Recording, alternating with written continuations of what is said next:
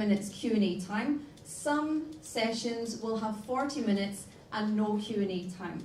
We will have breaks in between and a lunch break as well, and the seminar will end at 4 p.m. Please stay with us together until the last seminar, and that includes you at home as well, viewing on YouTube. Please do join us for the entire day. Okay, so online and offline participants, today we can attend BIWC 2020 on and offline, of course. So though we're far away, we're close in heart. Oh, that's nice. If you do have any questions or comments, please just write them down at the bottom of the live feed, and we try to answer those as best we can throughout the day. Okay, so we're looking forward to everyone's participation. First up, our first speaker, we have a special talk about creating dishes to boost your immune system and mood with nutritionist and certified leap therapist Jennifer Musser. I would like you to give her a very warm welcome. Being the first speaker is always tough. Please put your hands together for Jennifer Musser.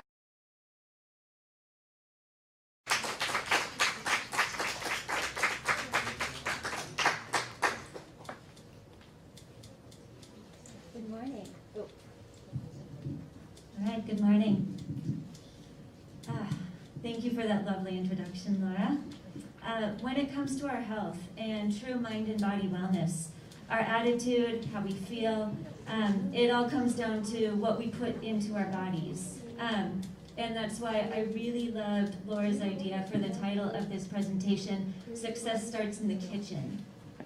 Not necessarily a doctor's office. Traditional medicine is, of course, very necessary for emergencies, trauma, acute illness, but chronic illness and how we feel every day is more related to what we eat and our other habits. Major chronic illnesses right now include obesity, type 2 diabetes, and so many related conditions, and that really impairs our life. And this presentation is about how we can harness the power of food and nutrition to enjoy a higher standard of living with enough energy to do all that we want and feel our best. So today, I'll be talking about some recent trends for obesity and type 2 diabetes in South Korea, how preventable all of this really is and how food is really the foundation of that, and some common traits of various effective dietary patterns. There's not just one way, and just some overall tips for healthy eating when we're struggling with motivation and it doesn't seem very convenient to be as healthy as possible. So let's get started. First, I have some information here from the Organization for Economic and Cooperation Development. This depicts current overweight rates in South Korea. Overweight is defined in this graph as having a BMI of 25. By BMI, we mean body mass index. That's what your weight is in relation to your height. And there's good news and bad news here. Basically, the good news is that out of all these countries being analyzed, Korea's at the bottom. So go Korea. All right. The bad news is that according to a lot of research, Korea is projected to grow at a faster rate in terms of having these weight issues and other related chronic illnesses. And unfortunately, that's just something that kind of comes with just developing so quickly.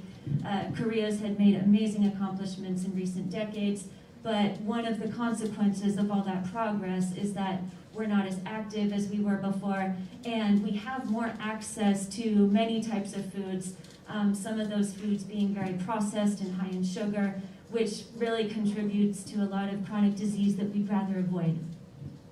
Okay, I have some more information also from the OECD that depicts overweight and BMI, overweight and obese BMIs among children in Korea between age 3 and 17.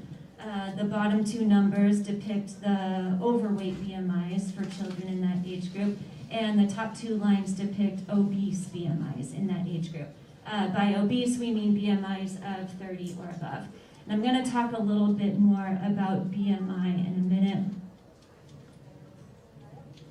Okay, so many researchers, including those from the International Obesity Task Force, the American Diabetes Association, and the World Health Organization have noted that those of Asian descent seem to pick up type 2 diabetes at lower BMIs than those of European descent. Therefore, this is something that we need to be checking for before we get to that obviously overweight status. So therefore, in this graph that I showed you back here, it's not necessarily capturing those who have BMIs in between that 22 or 23 and 25 range. Therefore, these rates and the concerns for screening for type 2 diabetes might not be capturing as many people as we need to. And there are so many consequences that go with type 2 diabetes. If our blood sugars run too high for too long and we become insulin resistant, it causes a lot of damages to our kidneys. People have to be on dialysis machines for hours every week. Because circulation becomes so poor, we end up needing to have limbs or toes cut off. So there's very severe consequences that hinder our quality of life. This is really something we want to avoid. It's also very costly to the health system.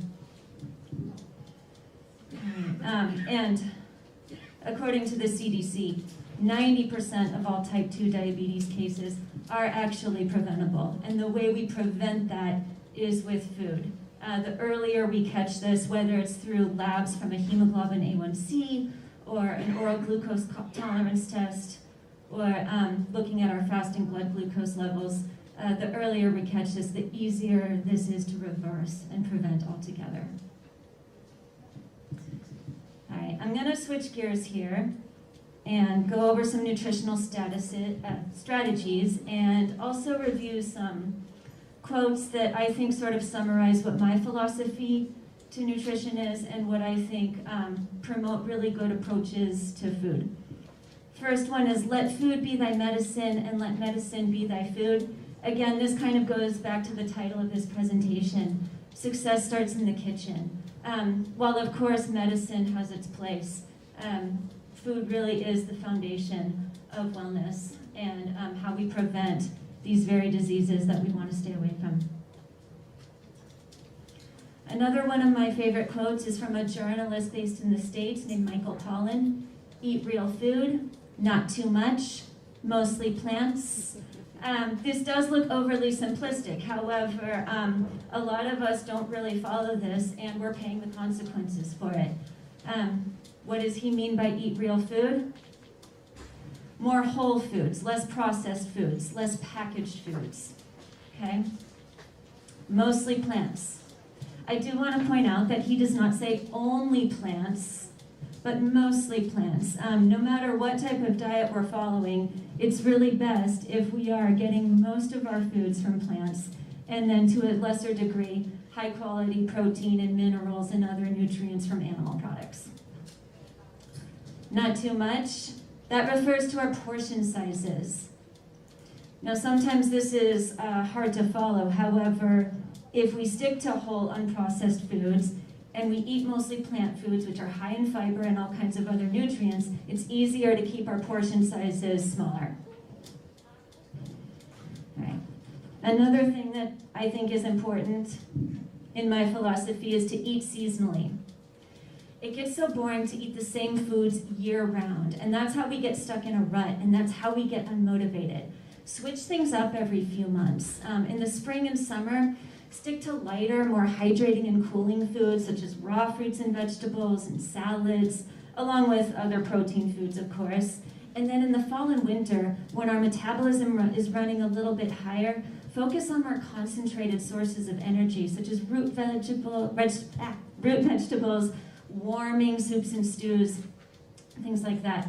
Also, when we try to eat more seasonally, we save money, food is more fresh and tastes better because it hasn't been shipped as far. Also, we just develop a bigger sense of appreciation for our food when we associate it with certain times of the year and for special occasions.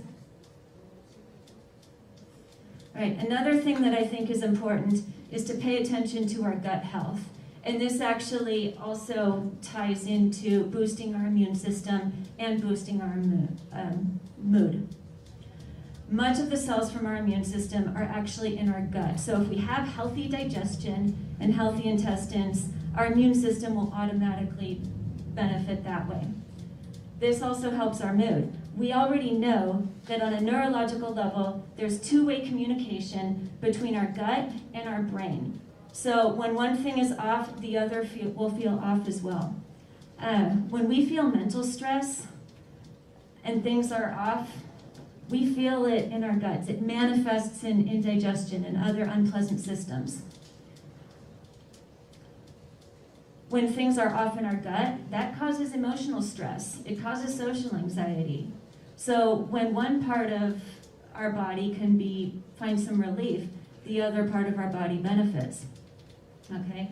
And that's one way that we can boost our emotional health, and it also helps our immune system.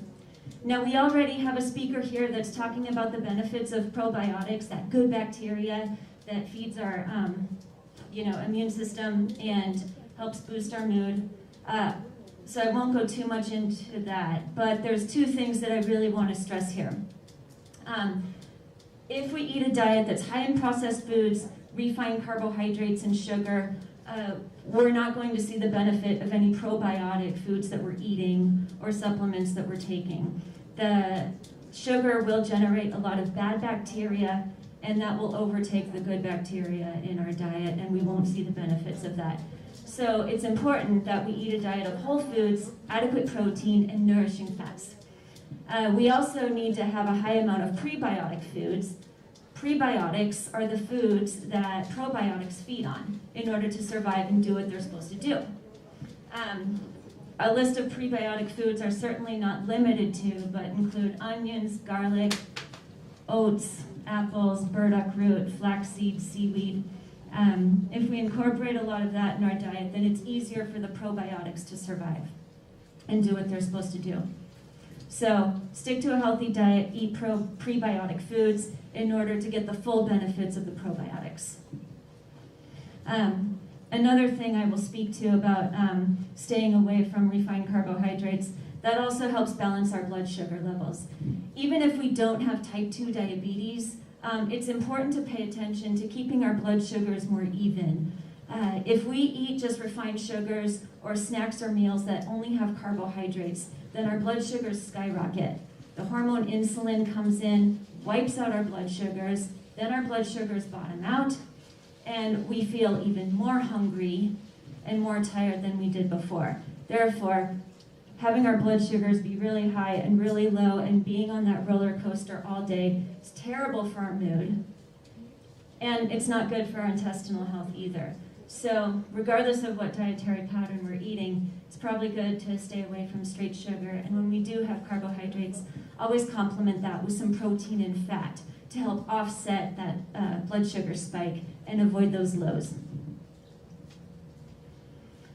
Okay, next I'm going to review some popular diets and traditional diets. When I say traditional, I refer to what these diets were before the influence of too much Western food. Also, I'm going over to some popular diets, reviewing pros and cons of everything.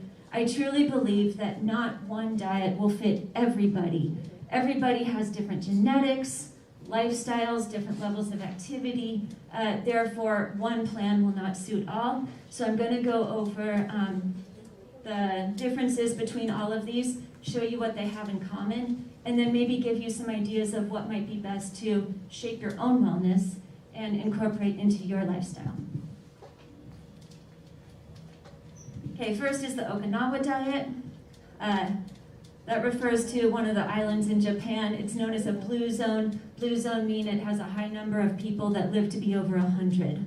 That led researchers to look at what they were eating. Out of all the diets I'm talking about today, this is the highest in carbohydrates and has moderate levels of protein, and it's the lowest in fat. Carbohydrates typically contain small amounts of rice and sweet potatoes. Protein sources included both plant and animal sources in the form of soy, fish, and to a lesser degree pork. Liberal use of spices, particularly turmeric, which is high in curcumin.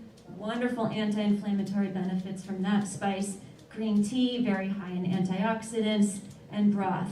Bone broth is a wonderful thing to incorporate into your diet for nutritional purposes and for gut health. Helps seal the lining of our gut, prevent leaky gut, has all kinds of minerals and collagen that really help us. Next, I'll be talking about the Mediterranean diet. This has more of a moderate amount of carbohydrates, protein, and fat, almost equal amounts.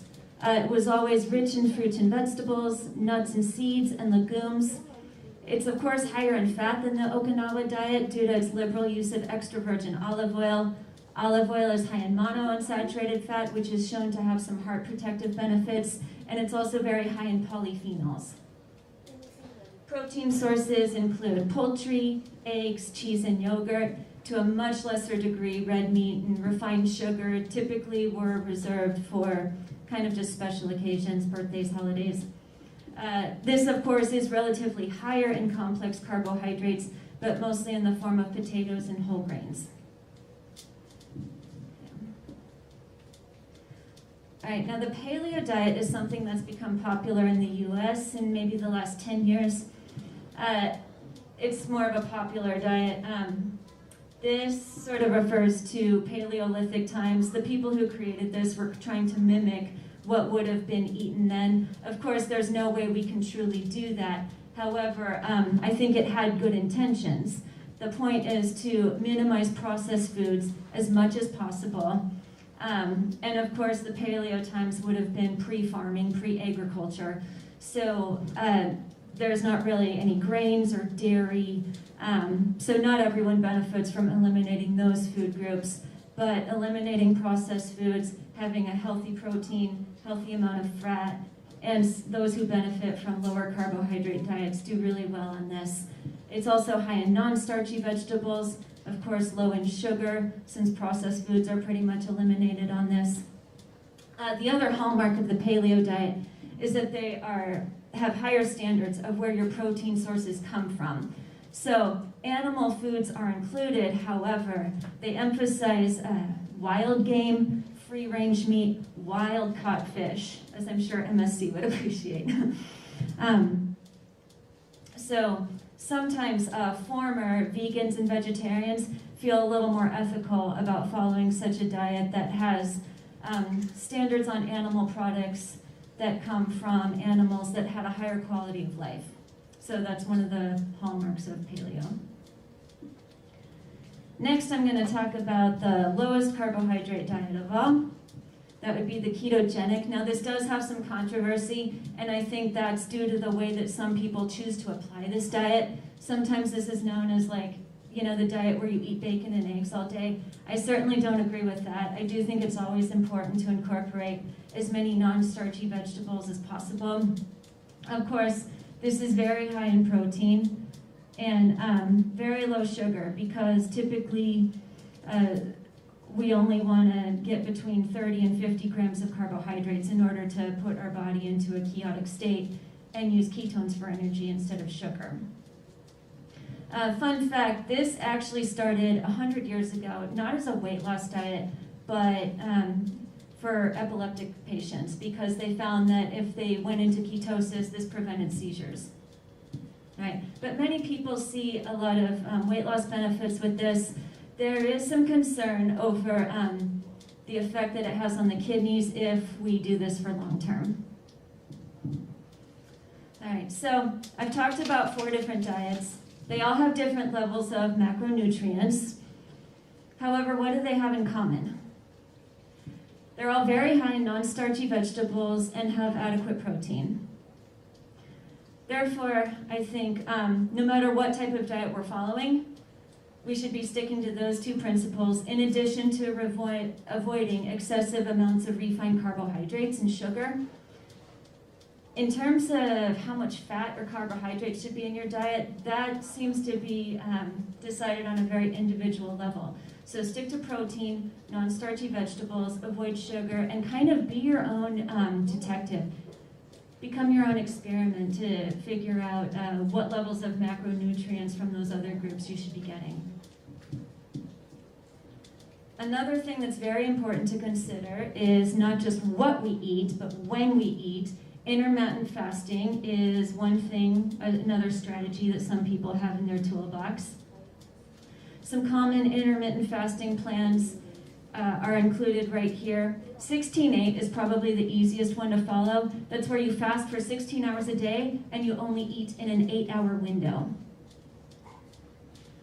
Other people will eat normally 5 days a week and then choose 2 days a week where they fast for 20 hours and eat in a 4-hour window.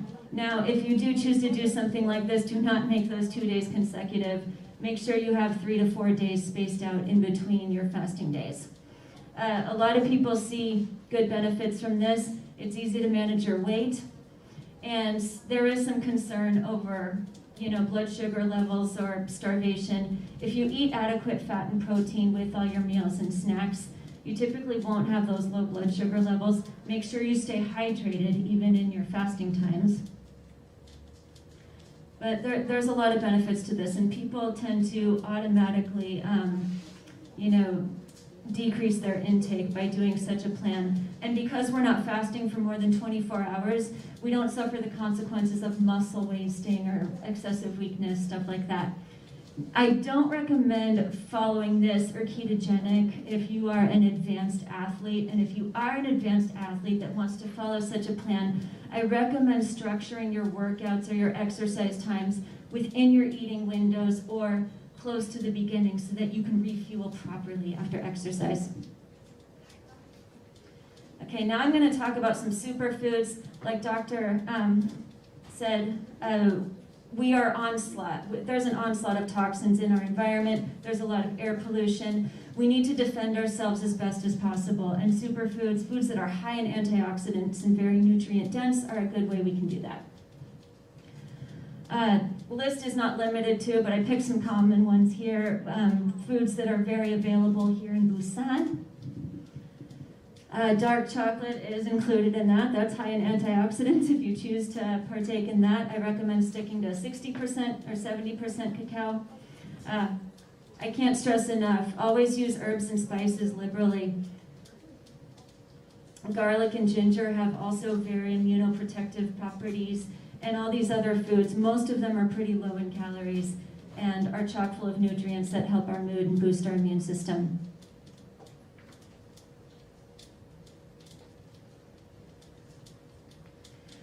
Okay, I always get asked about supplements, and while I do think they have their place, we shouldn't place too much importance on them.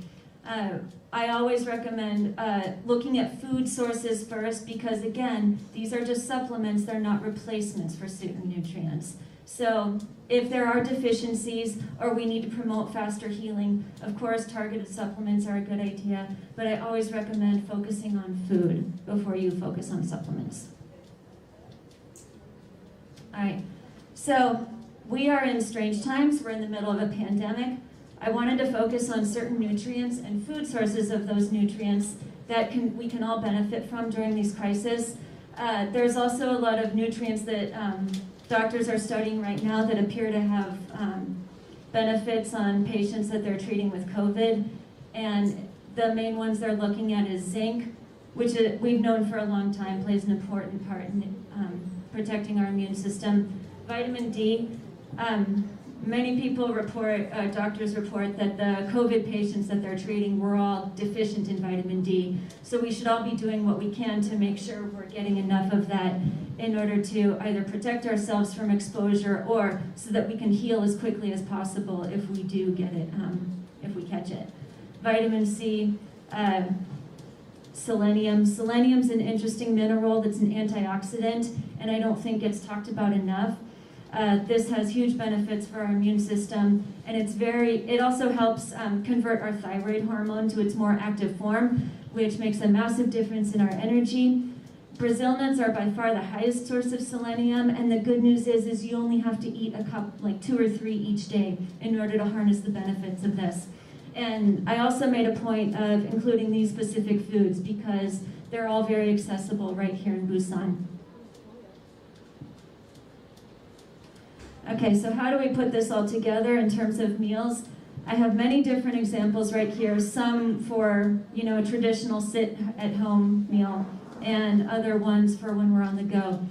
Now, the first two that I'm going to show you are actually from the Korean and American Diabetes Association. This is more as a treatment for diabetes. If you're more active or you don't have issues with your blood sugar controls or you have higher calorie needs, then of course you're probably going to include more meat and starches. It was also important to me to show examples from both Korean Diabetes Association and the American Diabetes Association. The way we present our food is very different, so it was important to me to show visual representations from both cultures so that this makes sense to all of us. However, the food groups and the macronutrients presented are pretty much the same. All right, so this is from the Korean Diabetes Association. Now, keep in mind, this is for only 1,700 calories. So if your calorie needs are higher, you'll of course have more protein and carbohydrates. But as you can see, half the food is vegetables, about a quarter comes from carbohydrates, and a quarter comes from protein. Same thing for the American style.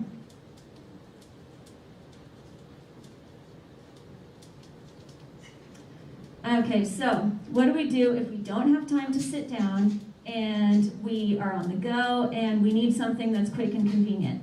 I recommend maybe spending about 2 nights a week meal prepping, setting aside time for that so that you can grab something really quickly. And I'll go into details about how to, some ideas on how to do all of these, except for sandwiches. We're all very familiar with how to do that. The only thing I'll add about that is that if you're on a lower carbohydrate plan, you could do an open-faced sandwich so you only have 1 piece of bread instead of 2. All right, so smoothies can actually be very filling and keep us full for long periods of time as long as we consider all food groups and fortify it with some important things. What often gets missed is protein and then maybe some healthy fats. Of course, we're all putting fruits and vegetables in our smoothies. Consider what base you want to use. Something with a little bit higher protein will, of course, keep us full for a longer period of time. If we want to thicken it with some nut butter or yogurt or chia seeds, that's also a good way to add some healthy fats and protein and help offset that blood sugar spike from all the fruits that we're putting in there. Cocoa powder is a wonderful thing to add to our smoothies for a chocolate flavor, and it has almost no calories. It's extremely high in antioxidants. Spices are always a good addition. I like cinnamon in my smoothies. And then if we're not getting enough protein from our base, I recommend adding some protein powders. If you want to get some benefits from omega-3 fatty acids, you can do that. Flax seeds also have omega-3 fatty acids. So I guess what I want to get across here is making sure you're getting enough protein and add some healthy fats so that you can feel full for a longer period of time on such a smoothie and our blood sugars don't spike too much from all the fruit. Okay, mason jar salad, some of you might be familiar with this. This is a really easy way to prepare a salad in advance without the ingredients getting too soggy and having it still be tasty and fresh, even if we prepared it a couple days ago. We layer ingredients in a certain way, wettest on the bottom, from the leafiest ingredients on the top. And I also included a picture. All right, so you'll see dressing is on the bottom. If there's any ingredients like meat or some beans that you want marinated in the dressing, include that as your bottom layer. And then you'll see we have the leafy greens and the sprouts on the top so that those stay dry and fresh. Shake it. And mason jars are always recommended for this because it's very easy to get all your ingredients in and it's easy to eat out of because of the wider mouth. Okay, another idea is overnight oats. The reason I say overnight is because if we mix our raw oats with some yogurt or some kind of moisture, the oats will soften enough for us to, by the time they're ready to eat. Get good protein from yogurt and oats, and if we add some fortifiers like healthy fats and some flavorings, this can be a very complete meal. And I included a picture of what that can look like. All right, energy bites. Now this is probably a little bit higher in sugar, but it's kind of necessary because we need something sticky like honey or maple syrup to help everything stick together and so that we can form into certain shapes. Stick to like raw oats, nut butter, add your flavors. I recommend adding spices for this to harness the benefits of that. Fun fact, cinnamon also plays a role in helping control blood sugar. So if you're struggling with insulin resistance or blood sugar control, find a way to incorporate more of that into your meals. Mix together in a blender, just form into balls and chill for later. You can easily grab these and take these for when you're on the go.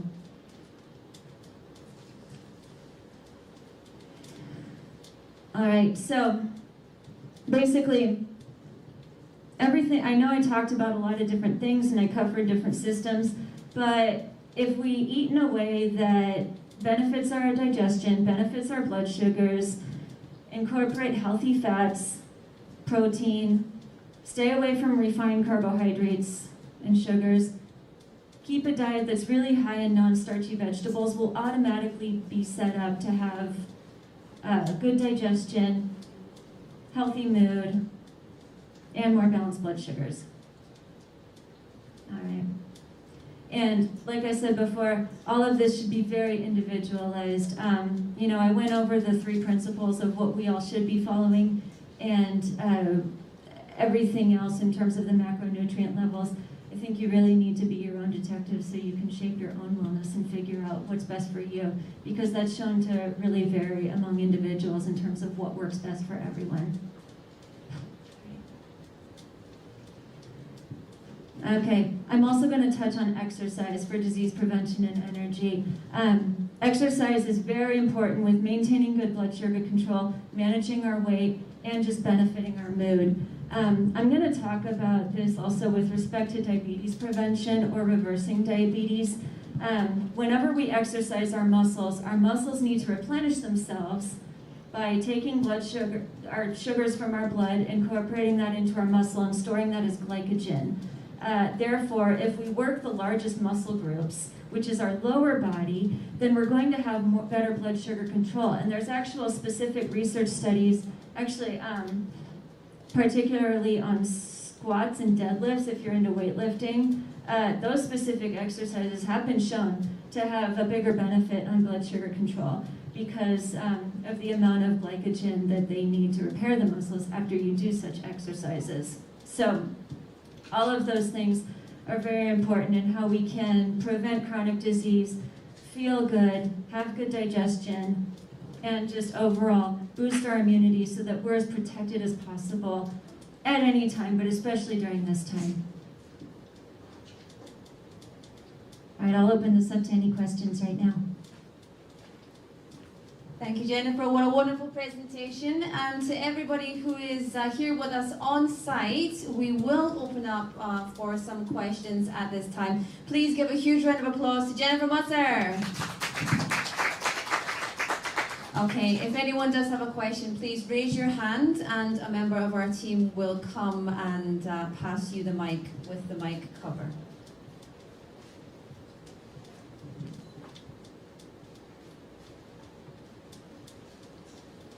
Thank you, Jennifer, for your very informative talk. I have 2 questions regarding a very typical kind of diet pattern for Koreans.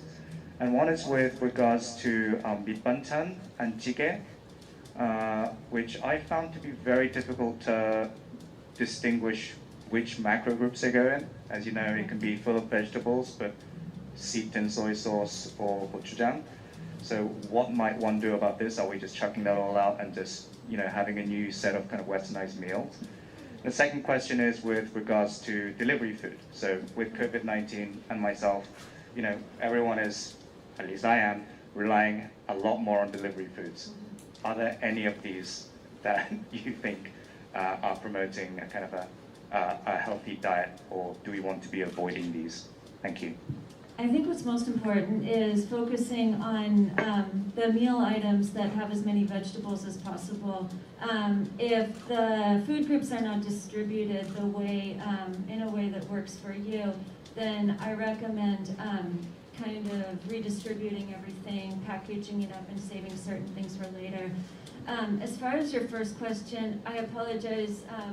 I think you need to describe more specifically what food groups are in. I wasn't familiar with that dish that you mentioned. Okay. All right, sorry. Hi, I'm Dr. KJ Jung, Professor of Wellness Tourism here in Yongsan University. I think I really appreciate for sharing your expertise on special cuisines and food things. My question is a very simple one.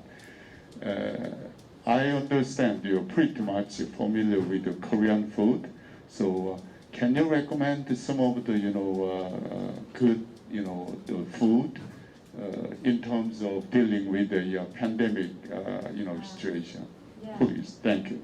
Okay. Well, right in Busan, we have good access to oysters, that's high in zinc, mushrooms, high in vitamin D, kimchi, high in probiotics, definitely incorporating garlic, which is served at most restaurants, sticking to vegetables, cabbage. I always see kale and spinach, those non-starchy vegetables. A lot of these list of foods, that were included in the presentation, definitely. If anyone else has any questions, please raise your hand. No? Well, in that case, thank you so much, Jennifer. Lovely presentation, and hopefully we can all be a little bit healthier. Please, one more time, give your warmest round of applause to Jennifer Musser. 감사합니다.